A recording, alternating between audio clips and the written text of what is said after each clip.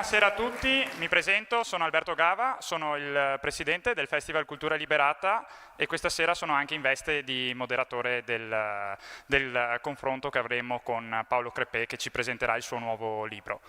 E prima di iniziare volevo ringraziare tutti e invito tutti a seguire la locandina col festival che terrà a Viva Conegliano per i prossimi 2 giorni, quindi non si ferma qui ma bensì è un percorso, è una strada segnata che poi solo scoprendola andrete a capire tutto il percorso che c'è, tutto attorno al tema della cura. La cura delle persone, come vedremo questa sera, ma c'è anche la cura nei confronti degli altri, anche questo tema toccheremo, e poi dei temi più particolari come la cura del mondo, che non è solo dal punto di vista dell'anima, ma può essere anche dal punto di vista geopolitico, economico, ma lo scoprirete e ve lo lascerò scoprire prossimamente. Adesso invito qui sul palco, prima di tutto, il nostro ospite, che farei un grande applauso, Paolo Crepè.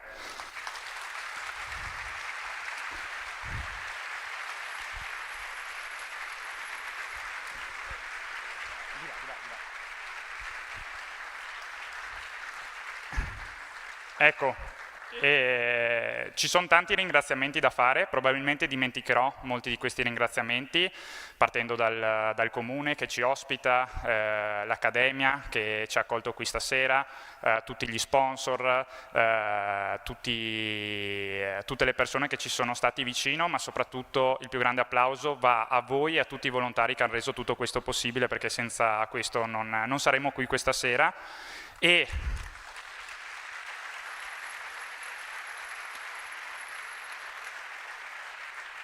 E proprio ci sono 2 persone che hanno reso possibile questa serata e che vorrei invitare qui, non solo perché rappresentano delle istituzioni, ma bensì perché sono stati fondamentali. Quindi invito qui l'assessore alla cultura del Comune di Conegliano Cristina Sardi e il presidente del Consiglio regionale Luca Zaia.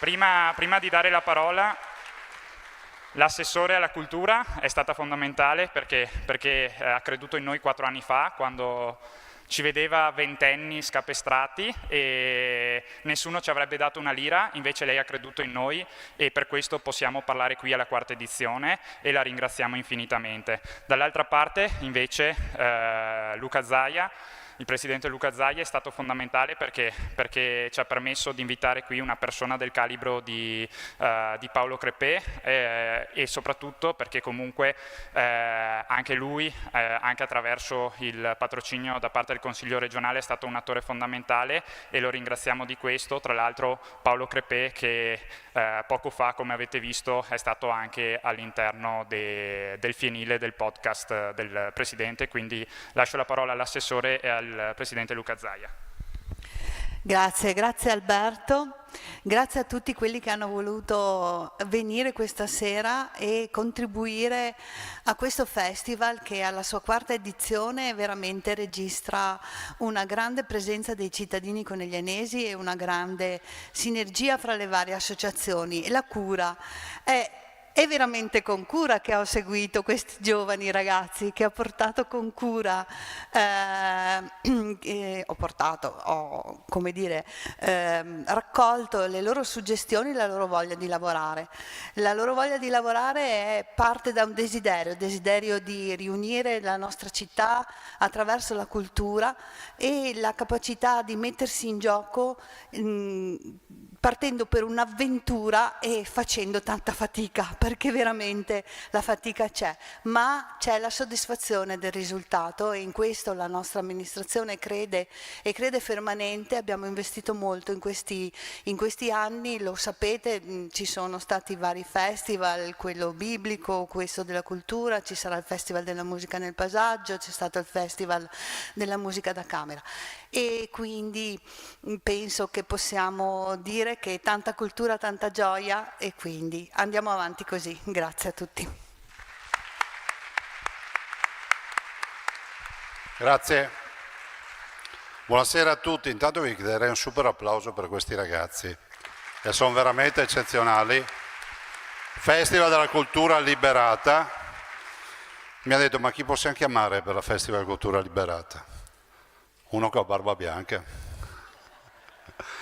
che di libertà ha sempre fatto, ha parlato e ha vissuto da uomo libero.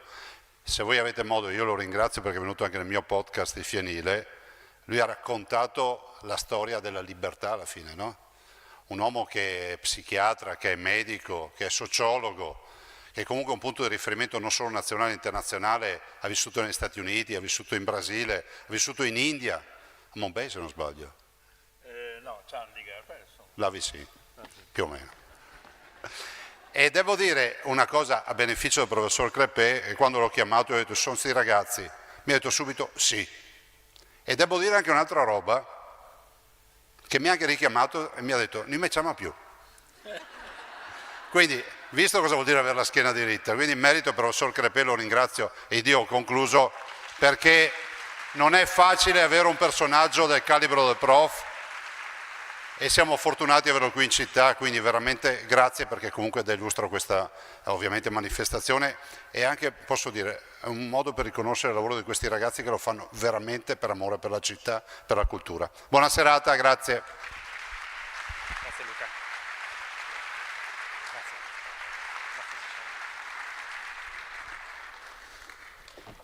Bene, il professore non ha bisogno di... è già aperto. Non ha bisogno di presentazioni, però Riprendersi l'anima, che è il suo ultimo libro di cui parleremo questa sera, è stato appena premiato, ha avuto il premio Hemingway, giusto professore? Corretto? E quindi Corretto. diciamo abbiamo anche l'onore di averlo tra i primi proprio dopo aver ricevuto questo premio, indice del fatto della qualità e dell'importanza che ha questo ultimo suo libro.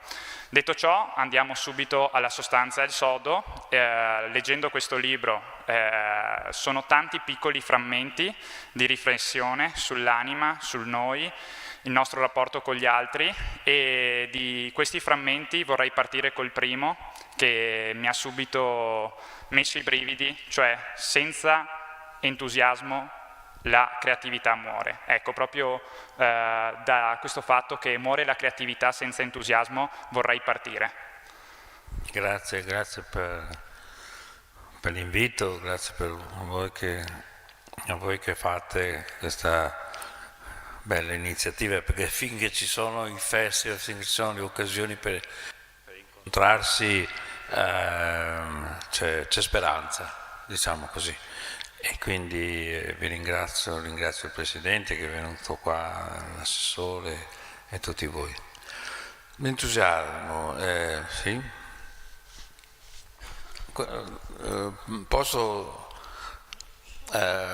Vorrei partire da una notizia che può essere triste, ma però non posso non citarlo, perché c'è un capitolo che è dedicato a forse il più grande pittore vivente che si è spento ieri, che si chiama David Hockney, ha 94 anni, quindi una lunga, straordinaria vita nell'arte, tutta l'arte, da quando era ragazzino che faceva le scenografie per le opere a New York, eccetera, eccetera, eccetera. È stato celebrato come il più grande pittore vivente un anno fa alla Fondazione Louis Vuitton, ed è stato un uomo così straordinariamente libero, è incredibile, è pieno di vita. Un mio amico, che è anche una rockstar, ha avuto il grande privilegio di essere chiamato al suo studio per un ritratto, e quindi abbiamo parlato a lungo di questa, perché era un grande privilegio, perché lui non chiamava tutti, non chiamava solo le persone celebri, chiamava le persone perché, essendo libero, faceva quello che gli pareva in qualche modo. Bene, allora bisogna dare, ecco, siccome io credo che voi giovani abbiate bisogno di qualche mito ognuno di noi è cresciuto con dei miti, ognuno ha i miti che vuole, naturalmente, ci mancherebbe altro. Possono essere miti della musica o dell'arte o del cinema, di qualsiasi cosa, però bisogna averlo, non si può pensare che le stelle non ci siano più nel cielo, perché il cielo è più brutto senza stelle e quindi bisogna cercarle anche nei momenti in cui il cielo sembra offuscarsi o sembra nascondere le cose più belle che ha. E quindi io credo che dobbiamo avere questa fiducia. Io la voglio avere anche qui questa sera, forse abbiamo appreso dai media che forse si firmerà un accordo di pace e questo vuol dire che forse i bambini o gli innocenti non saranno uccisi da una parte e dall'altra e possiamo finalmente di nuovo occuparci della bellezza che è la bellezza di tutto il pianeta. Quindi questa è la nostra responsabilità, almeno questo è quello che io mi sento dopo tutte queste primavere che ho vissuto e se sono qua è perché ho voglia di consegnare a voi quello che ho io imparato, poi fatene quello che volete ma maneggiatelo con cura perché la memoria è sempre delicata.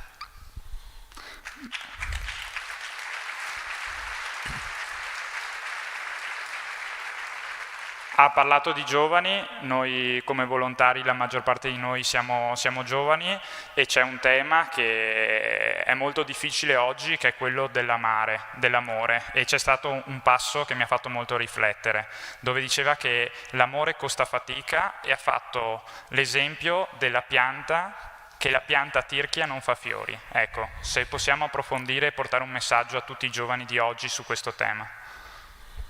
Non solo la pianta tirchia non fa fiori, ma anche la pianta da frutto non fa frutta se la metti sotto un più grande albero. Questo è ciò che i genitori e gli educatori in generale dovrebbero sapere perché ogni pianta ha bisogno della sua pioggia, del suo vento, della sua neve, mentre un eccesso di tutela ci rende solo più fragili. Questa è una cosa che non so, non riesco bene a capire della cultura, di una parte della cultura di oggi. Non so, prendo ad esempio una cosa che tutti abbiamo letto, eccetera, di un ragazzo che a occhio avrà la tua età, che è Yannick Sinner, perché ha avuto un inciampo, perché ha avuto una notte di tribolazioni, perché si è presentato più debole. A tutti a dire, ma è una cosa incredibile, ho letto delle cose nei giornali che non volevo crederci, qualcuno che diceva no, bisogna interrompere Roland Garros, no? Perché? Perché uno ha perso, perché capita di perdere, no? E perché cosa vogliamo? Un ragazzo di 24-25 anni, invincibile, Hulk, ma Hulk fa pietà. Ma per l'amor di Dio, è una cosa orrenda Hulk. Sì, è simpatico nel cartone animato, cos'è verde? Cos'è? È verde, infatti non esiste, no? La perfezione non esiste e troppa ricerca di perfezione ammala l'anima. L'anima è fatta anche dell'imperfetto, perché se no non c'è. Allora, due giorni fa, posso raccontare due cose, perché io non so, lavoro per associazioni mentali, è il mio modo di ragionare. Una bellissima è quello che è stato letto al Papa a Madrid 2 giorni e mezzo fa, credo. Un grande attore, fra l'altro, grandissimo, straordinario attore spagnolo, che ha letto queste poche pagine di una bellezza incredibile, che parlava della fragilità, no? E ringraziava il pontefice per l'enciclica, che non è contro le tecnologie, ma è pro l'umanità. Non bisogna essere contro qualche cosa, bisogna essere dalla parte di qualche cosa. Io non posso essere altro che dalla parte delle persone. E le persone, lo dico io che non sono nessuno, non sono neanche tanto portato a fare discorsi religiosi che non mi appartengono, però ho vissuto e ho visto, ho ascoltato, e quindi io credo che questa cosa di ringraziare un uomo che ha la responsabilità e la bellezza di poter parlare al mondo, e non si parla ai sofferenti perché così fa la Chiesa, si parla ai sofferenti perché siamo tutti sofferenti, e chi non riconosce dentro di sé questa cosa mi fa un po' pena, francamente, perché ha il sapore dell'arroganza. A me l'arroganza non mi piace sotto nessuna tinta, sotto nessun modo, quindi non riesco, io poi ho un'età per cui posso scegliere e non scelgo l'arroganza. Poi c'è stato una seconda evento di questa visita. Scusate se parlo di queste cose, non volevo buttarla sul religioso. Però, penso interessi a tutti, professore. Non so se vi interessa, comunque tanto lo dico. Non so. E allora l'hanno portato a Barcellona a inaugurare la Sagrada Famiglia, opera mirabile, straordinaria, di un architetto assolutamente fuori da qualsiasi schema possibile, immaginabile. E non so se qualcuno ha visto questa cosa. Quando il re e la regina hanno accompagnato il Papa perché entrasse dentro la cattedrale, poco prima dell'ingresso c'era un modello in scala ovviamente molto ridotta della punta, cioè di ciò che è stato per ultimo apposto alla vetta più alta della cattedrale. Fra l'altro opera interna di un architetto italiano, ma questo è un vanto che possiamo ogni tanto anche avere. Ma la cosa più straordinaria di tutto questo è che davanti a questo modello c'era una bambina con degli occhiali che aspettava queste persone. E dopo qualche secondo vi rendevate conto che c'era qualche cosa di straordinario in tutto questo. Questa bambina si chiama Valentina, la regina l'ha salutata e lì si capisce che Valentina non vede, è cieca, e comincia a spiegare al re, alla regina e al pontefice che cos'è quella punta. Toccandola, comincia a toccare questo solido, questa architettura, e la descrive. Io l'ho trovata di una potenza immaginativa, che poi voi, non so, ci sarà qualcuno al solito sui social, immagino che per gli imbecilli non mancano mai, che avrà trovato questo retorico, bla bla bla bla. No, io l'ho trovato incredibile, cioè proprio incredibile che il mondo per un istante, immagino milioni e milioni e milioni di persone che hanno visto in diretta questa cosa, e chissà quante altre decine e decine di milioni l'avranno vista sui social, ripetuta, eccetera, eccetera, su YouTube, non so su quali altre tante piattaforme su cui sarà stata riprodotta, che una bambina cieca ferma con la bellezza il mondo.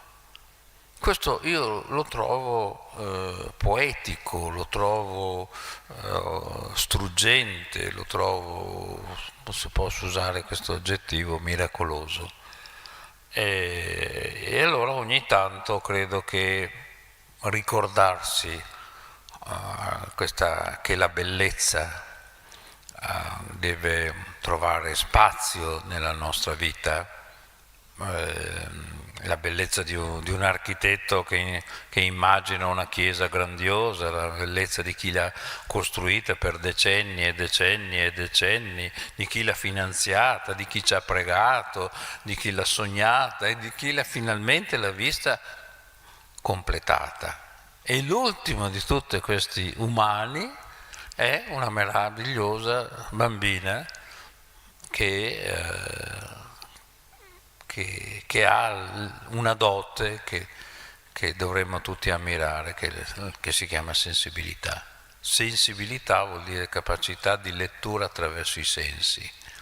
E questo io credo che sia, non so se il pontefice lo sapesse prima, comunque era visibilmente emozionato davanti a questa cosa. Ecco, questo io credo che in un mondo appunto che per certi versi è abbruttito, indifferente, non so, stupidamente arcigno, trovare la gentilezza della rivoluzione di Gaudì piuttosto che la gentilezza della spiegazione di una bambina che non può vedere ma che sente più di tanti vedenti, questo io lo trovo semplicemente grandioso e quindi non so chi noi dobbiamo ringraziare, ma insomma forse non dobbiamo ringraziare nessuno e semplicemente ragionare su questo.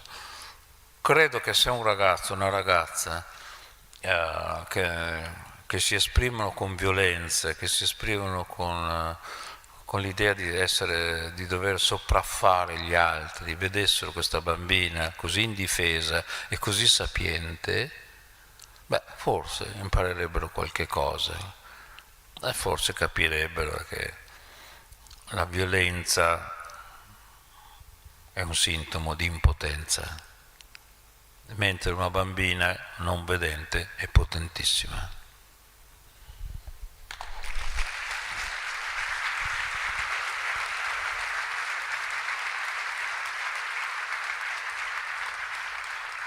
Continuando sempre a parlare di giovani, un altro passo era un po' anche, aggiungerei, l'incoerenza oggi che viviamo. Da una parte ci sono le performance, dove, ad esempio sportive, dove vediamo in questo momento il tennis italiano, Sinner, lo acclamiamo, oppure le performance date dai social, da raggiungere più like possibili, però dall'altro lato critichiamo i voti a scuola. Ecco, volevo un approfondimento su questo tema che sempre di più forse sta creando più problematiche di quanto si pensi.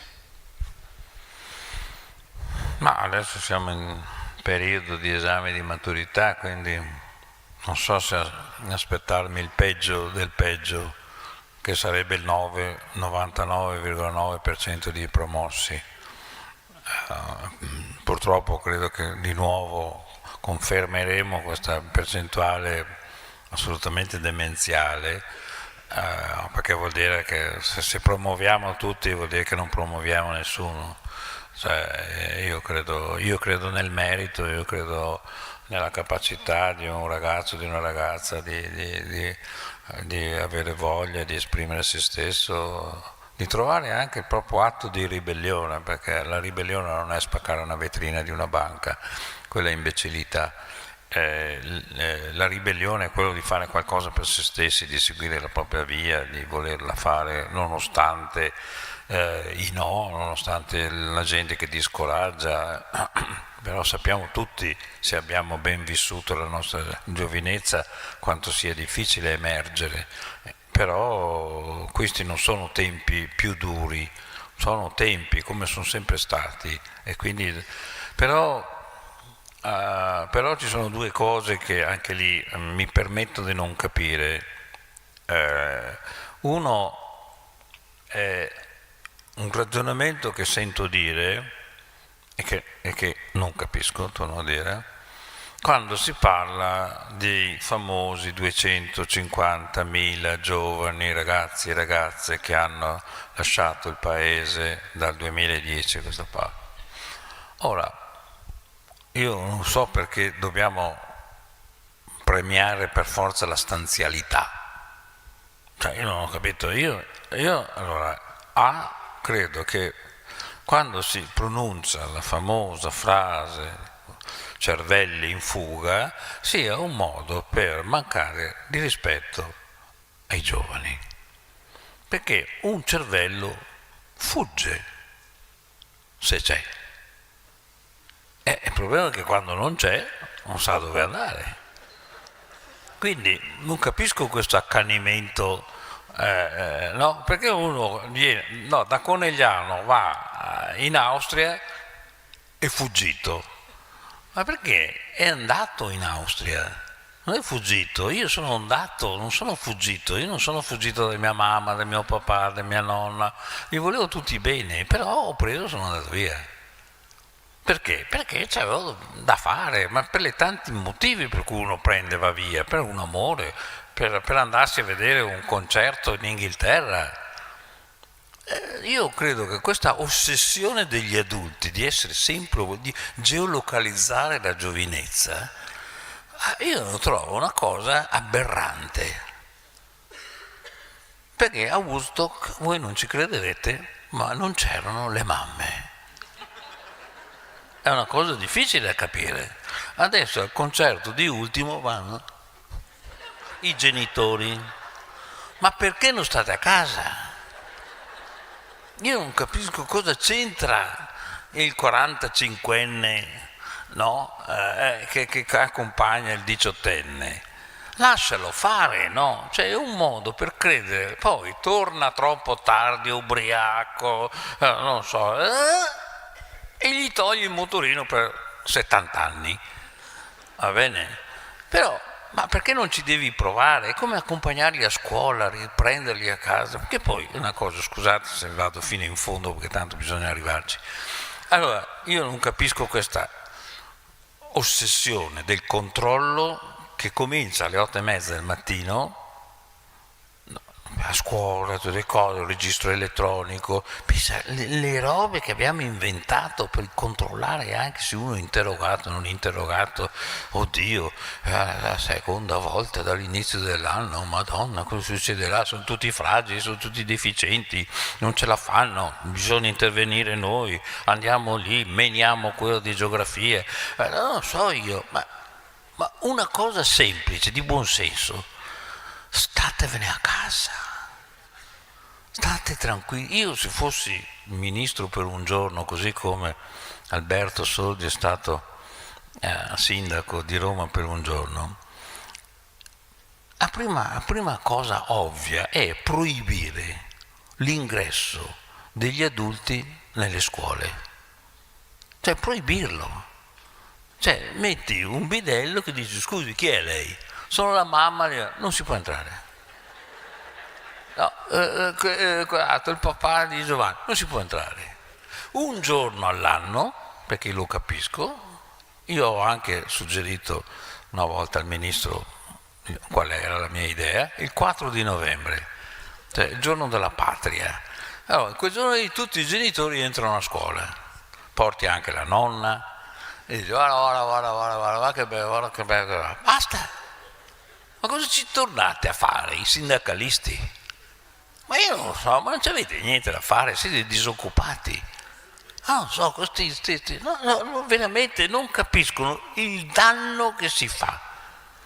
È un danno incalcolabile, perché è chiaro che divento fragile se ogni cosa ho un avvocato difensore, no? Dalla rissa al bar al 4 in italiano, assumiti le tue responsabilità per la rissa piuttosto che per il 4 in italiano. Ma cosa c'è? Non so, io non lo capisco, non lo capisco. E infatti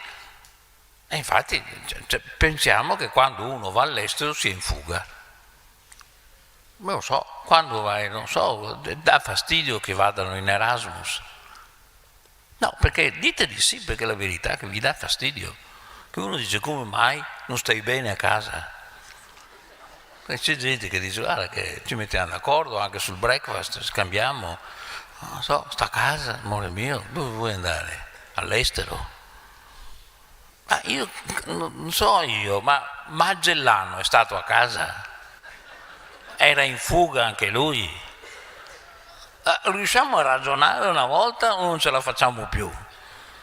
E allora che industriali, politici, tutti quindi abbiano l'unica cosa. Il problema non è se un ragazzo o una ragazza va ad Amsterdam a lavorare o a studiare, eccetera, è come fare a fare sì che torni, che voglia tornare in questi nostri paesi avendo un salario decente e dignitoso e una vita che abbia un futuro.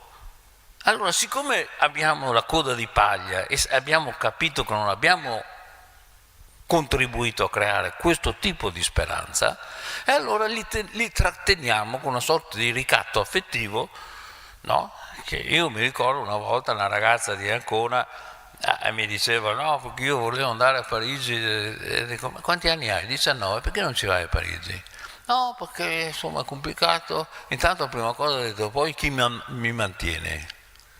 Mamma mia, ho detto, ma sei una bestemmiatrice, 19 anni, ma chi ti deve mantenere? Non lo so, vai a fare la cameriera, no? O no? Non mi guardate con gli occhi strani? No, perché se siete messi male non è mica colpa mia. Scusami, una ragazza va a fare la cameriera, che è una cosa utile, imparare le relazioni, imparare a difendersi, imparare che ci sono anche tante altre persone che forse sono anche meglio di te, che si sono alzati un'ora prima di te, per esempio. E questo è una cosa utile. Non ci trovo niente di strano. Io voglio una gioventù che sia anche cosmopolita. Siamo nel 2026. Ma perché uno non può fare un'esperienza in Francia, negli Stati Uniti, da qualche parte del mondo? Perché? Perché non può parlare l'inglese come l'italiano? Io non lo so. A me sembra il minimo sindacale. Per forza. E come si fa a imparare inglese? Non certo iscrivendosi alla British School. Non ce l'ho con la British School. Però non è quello il mondo. È andare in Inghilterra e trovarsi un fidanzato, una fidanzata, qualcosa del genere. E allora impari. Giusto? Perché bisogna imparare, anzi, possibilmente anche in maniera creativa, se vuoi che quella relazione possa continuare oltre il weekend. Quindi, dai che ce la fai, non so io, credo che sia la cosa. Io ci sono andato a Londra a 16 anni e per fortuna che mio padre mi ha mandato a Londra a 16 anni. Perché? Perché mi è servito sapere l'inglese, mi è servito essere un po' meno provinciale di quello. Io sono cresciuto a Padova, non sono cresciuto a Chicago. E quindi ero un borghese provinciale, cosa dovevo essere? Però piano piano, vedendo questo, vedendo quell'altro, cominci a costruire un tuo mondo, cominci a comunicare con le altre persone. Si sogna anche, dopo un po', quando impari bene una lingua, è quando cominci a sognare in quella lingua. Questa è una vecchia cosa che dovremmo... Quindi non ci vedo niente di strano, non lo so, mi pare un atteggiamento spesso questo di noi adulti eccessivamente, non so, forse dove la protettività è un senso di colpa, in qualche modo, l'espressione di un senso di colpa degli adulti che non hanno fatto bene il mestiere che devono fare. Gli adulti devono creare i presupposti per un mondo migliore. E i ragazzi devono creare un mondo migliore. Non so da dove si possa cominciare, forse dall'amore, per esempio, volendosi bene, per esempio. E quindi facciamolo. Poi possiamo inventare. Perché in una scuola non si parla d'amore? Ma leggendo Leopardi si parla d'amore, non so, ma anche leggendo, non so, facendo una lezione di biologia si impara d'amore. Perché in una scuola, per esempio, non si adotta un cucciolo? Perché l'ASL non lo permette. E ho capito, parliamo con l'ASL. Perché è importante che ci sia una scuola dove c'è un cucciolo, dove i ragazzi, soprattutto se sono dei bambini, imparano che un cucciolo va rispettato, c'ha i suoi sentimenti, ma c'ha anche i suoi bisogni fisiologici, eccetera, eccetera, no? E impari ad accudire. L'accudimento non è una roba che fai perché sei un signore, lo fai perché se tu accudisci e impari a accudire, qualcuno imparerà a accudire te. Perché non lo facciamo? Non lo so, è complicato, ci vuole una riforma, non so, ci vuole il PNRR per rendere un cucciolino di un bastardo al canile. Dai, non scherziamo, ci manca la curiosità, la voglia di cambiare. La Montessori ha fatto? Sì.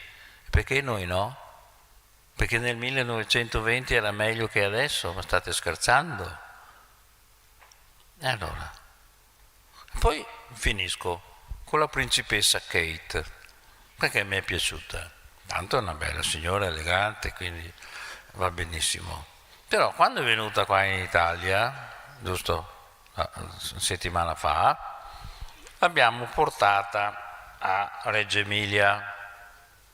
Perché? Perché a Reggio Emilia c'è Reggio Children. Giusto? Giusto. Perfetto.